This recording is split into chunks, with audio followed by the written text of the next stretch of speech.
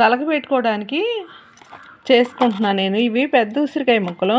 మాకు పల్లెటూళ్ళల్లో మామూలు చెట్లు ఉంటాయి కదా, పెద్ద ఉసిరి చెట్లు. అవి కాయలు ఇప్పుడు బాగా రాలిపోతూ ఉంటాయి.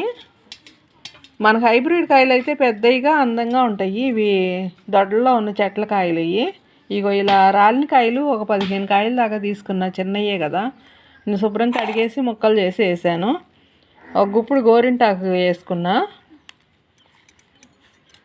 ఇంకొక 6 మందార పూలు వేసుకుంటున్నా, ఒంట్రెక్క ఎర్ర మందార పూలు.